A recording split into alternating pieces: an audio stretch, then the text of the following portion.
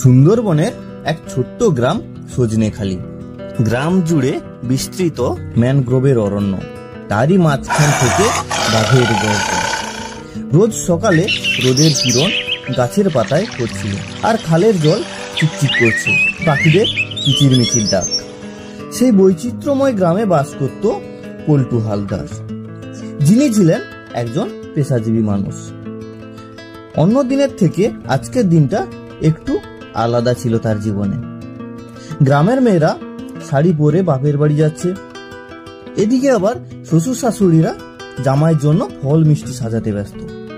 ঠিক সেই দিনেই ঘটল পল্টুর জীবনে এমন এক ঘটনা। চলো আমরা গল্পটা তাড়াতাড়ি শুরু করে দিই।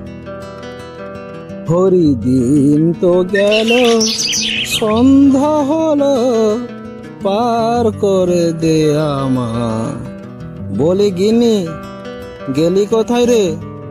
আমি একটু জঙ্গলে দিকে বেরোচ্ছি, তুই আবার ঘর দর খোলা রেখে পাড়ার দিকে চলে যাস না।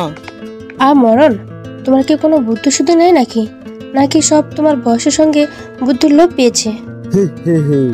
কেন রে, তোর আবার কি হলো? আজ জামাই ষষ্ঠী, তোর মা আসবে, আমাকে জামাই ষষ্ঠীর ফোঁটা দেবে, কত রান্না বান্না করবি। জঙ্গলে সকাল সকাল না গেলে আবার ফিরবো কখন বুঝি? সেই জন্য তো বলছি, আজ একটা এত বড় দিন। আমি শুনেছি এইসব দাগা দিনে জঙ্গল জেগে ওঠে, জঙ্গল ডাকে। তোমার জঙ্গলে যাওয়া মোটেই ভালো হবে না কো। হা হা হা, আরে আমার কিছু হবে না রে, আমি প্রতিদিন বাঘের সঙ্গে কথা বলে যাই।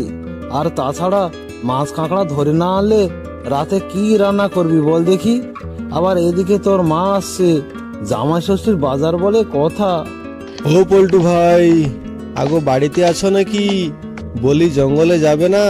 জোয়ার তো হয়ে গেল গো, সবাই তো বেরিয়ে পড়েছে, কখন যাবে? তাছাড়া আজকে জামাই ষষ্ঠীও আছে, তাড়াতাড়ি এসো। দেখলি, তুই আমাকে জঙ্গলে যেতে না বলছিস, আর দেখ ভম্বল সর্দার চলে এসেছে। না গেলে জঙ্গলে তুই কি জামাই ষষ্ঠীর খরচাপাতি চালাবি নাকি? একটা তো ঘরে কানাকুড়ি নেই। হ্যাঁ হ্যাঁ, যাও যাও, ভালো কথা বললে তো আর শুনবে না। তোমার কি আর প্রাণের ভয় আছে? বলছি পল্টুদা, আজ তো জামাই ষষ্ঠী, তোমাদের বাড়ির মেয়ে জামাইকে আনবে না? হাসালিও বটে ভাই, সুন্দরবন মানুষের আবার নাকি জামাই ষষ্ঠী। আমাদের সারাটা দিন কাটে বাঘের সঙ্গে লড়াই করতে করতে, ওসব আমাদের মানায় না। কাঁকড়া, জঙ্গল, বাঘ, ওই সবই নিয়ে আমাদের জীবন। বলছি পল্টুদা, এইভাবে আমাদের জীবন আর কতদিন কাটবে? একটু অন্যরকম ভাবলে হতো না? আমরা কি সারাটা জীবন এইভাবে গরিব থেকে যাব? হ্যাঁ রে, ঠিক বলছিস।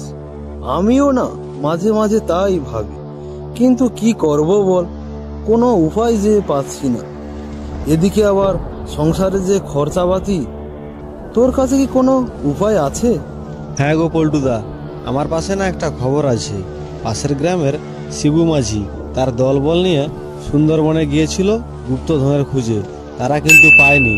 আমরা যদি একবার পেয়ে যাই, তাহলে চিন্তা করে দেখো, সারাটা জীবন আমাদের আর কারোর পাশে গোলামি করতে হবে না, অনেক বড় লোকও হয়ে যাব, আর কোনো চিন্তাও থাকবে না।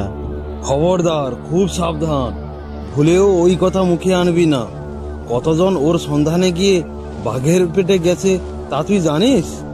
তা তো ঠিক বলেছ পল্টুদা, কিন্তু এইভাবে আমরা কতদিন জীবন কাটাবো? আর এই গরিবের জীবন সহ্য হয় না গো। তা তুই ঠিক বলছিস ভম্বল, কিন্তু তুই এত করে যখন বলছিস, চল তাহলে একবার গিয়ে দেখি। তবে হ্যাঁ, আজকে অনেক বড় দিন। এই সব দিনে জঙ্গল জেগে উঠে, খুব সাবধানে আমাদের থাকতে হবে। ওই দেখ ভম্বল, সামনে শাল গাছ, চল আমরা আজ শাল কেটে বাজারে বিক্রি করে জামাই ষষ্ঠীর বাজার করে তাড়াতাড়ি বাড়ি ফিরে যাই। আজ আর গুপ্তধনের সন্ধানে যাব না রে। তাছাড়া ঘরে আসার সময় গিনি মানা করেছিল, আমার মনটা মোটেও সইছে না। পল্টুদা, তুমি তোমার শাল কাঠ বিক্রি করে জামাই ষষ্ঠী পালন করো, আমার ওই সব দরকার নেই। আমার দরকার গুপ্তধন, টাকা পয়সা, সোনা আর বড় লোক।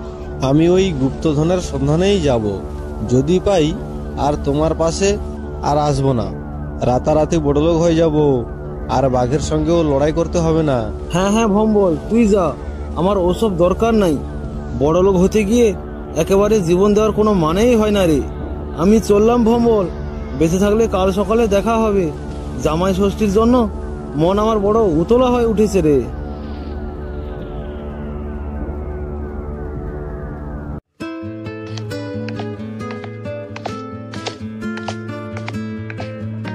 আমি কি একা জঙ্গলে যাব?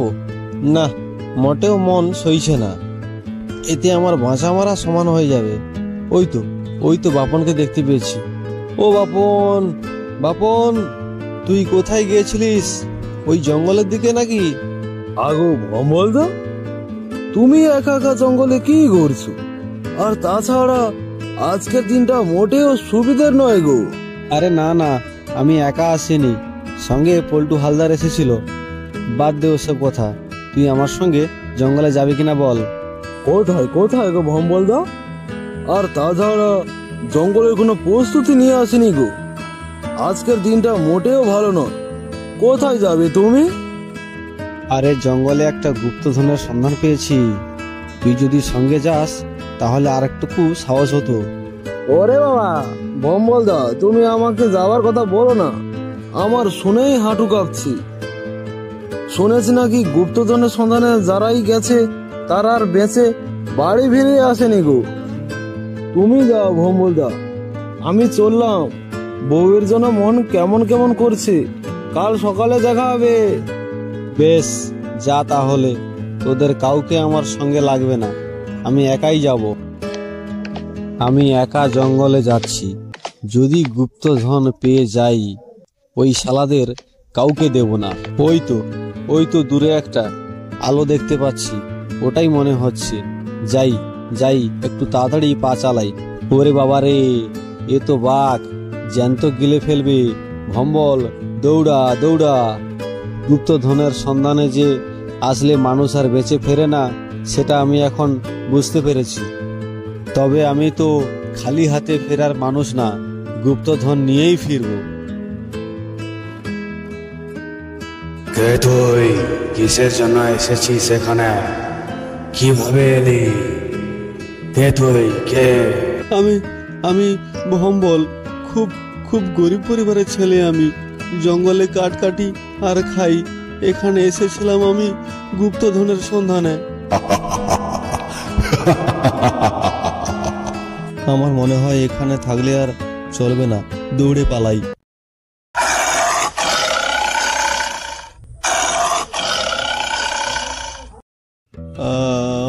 আমায় মেরো না। আমি আর কখনো এই গুপ্তধনের সন্ধানে আসবো না।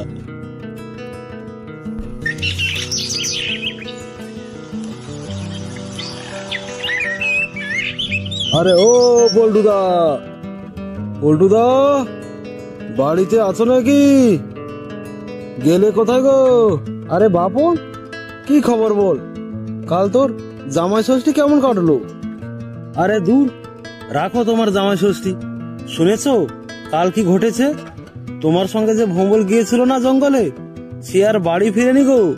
সারা গ্রাম চিৎকার পড়ে গেছে। আমি এত করে বললাম গুপ্তধনের সন্ধানে যাস না, সে তো আমার কোনো কথাই শুনলো না। চল গিয়ে দেখি, আমরা যাই জঙ্গলের দিকে। কোথায় চললে গো? কাল জঙ্গল ভম্বলকে নিয়েছে। আজকের দিনটা মোটেও ভালো যাবে না। কাল চারিদিকে ঘুরে বেড়াচ্ছে। তোমাদের মধ্যে কিছু আবার অঘটন না ঘটে, সাবধানে যাও। হ্যাঁ, তোমাকে ওসব নিয়ে ভাবতে হবে না। পল্টুদা, ভম্বলকে তো কোথাও দেখতে পাচ্ছি না। আমার মনে হয় আর বেশি জঙ্গলের ভেতর যাওয়া ঠিক হবে না। আমারও তো ভয় করছে, কিন্তু চল আমরা একটু সামনের দিকে যাই। ওই দেখ দূরে একটা আলো জ্বল দেখতে পাচ্ছি, ওটাই মনে হয় কিছু একটা হবে। চল আমরা গিয়ে দেখি। ওই দেখো পল্টুদা, বাইরে থেকে কিছুই করতে পারবো না। চলো ভিতরে গিয়ে ঢুকি। কিন্তু এর প্রবেশদ্বার কোথা দিয়ে? আমি তো কিছুই বুঝতে পারছি না। আর বা ভম্বল গেল কোথায়? এর মনে হয় কোনো এক গোপন নম্বর রয়েছে। দেখি তো গিয়ে। ওই দেখো পল্টুদা, দরজার গায়ে কিছু একটা লেখা রয়েছে। হ্যাঁ রে, চল 5738। খোল দরজা, আমাদের জন্য এই গুপ্তধনের দরজা খুলে দে। চলো বল্টুদা, আমার মনে হয় ভেতরে গেলে সোনা আর অনেক টাকা পয়সা পাবো। আরে বাপন, বেশি লোভ করা ভালো নয়। আমি শুনেছি এই সব জায়গায় নাকি লোভ করলে প্রাণ পর্যন্ত যেতে পারে। চল আগে ভেতরে গিয়ে দেখি। তোদের জন্যই আমি সারা জীবন অপেক্ষা করে আছি। তোরা যা খুশি এখান থেকে নিয়ে যা, পৃথিবীতে সবার মঙ্গল করে থাকিস। তোদের জন্যই আমি এখানে ছিলাম, এখন থেকে আমি মুক্তি পেয়ে যাব।